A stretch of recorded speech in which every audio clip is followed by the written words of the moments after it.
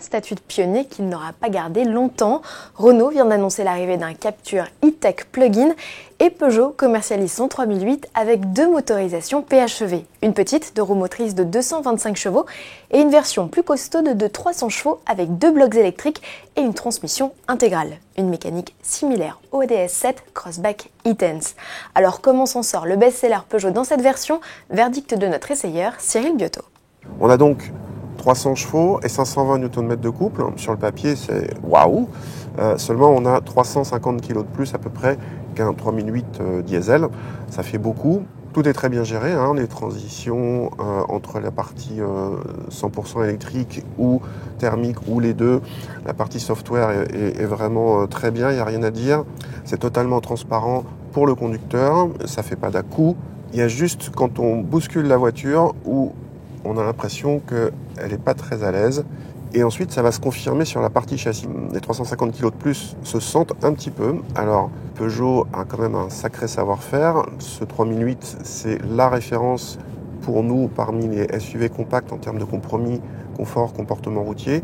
Là, ça le devient un peu moins. On sent le poids, mais on le sent uniquement en conduite sportive, en conduite nerveuse, parce que pour tout le reste, en conduite même un petit peu rapide, la voiture reste très agréable à conduire et assez dynamique. Retrouvez la vidéo complète du Peugeot 3008 Hybride 4 et en prime l'essai de la 508 SW PHEV dans la rubrique Essai d'AutoPlus. Notez que le SUV n'est proposé que dans sa finition la plus chic GT, ce qui porte son ticket d'entrée à 53 800 €. En bref, et puisqu'il est question du groupe PSA, Citroën a un nouveau patron. L'anglaise Linda Jackson, en poste depuis juin 2014, cède les commandes du constructeur au chevron à son directeur adjoint, Vincent Cobé. Du changement, il y en a aussi chez DS. Béatrice Fouché, jusqu'ici directrice adjointe, succède à Yves Bonnefond à la tête de la toute jeune marque lancée en juin 2014. Amusant, les 2 nouveaux dirigeants sont 2 ex-collaborateurs de l'alliance Renault-Nissan. Vous aimez le design et l'automobile? Voici 2 rendez-vous à ne pas manquer. Le premier, c'est l'exposition Beauté Pure au château de Compiègne, dans l'Oise, qui rassemble une vingtaine de concepts.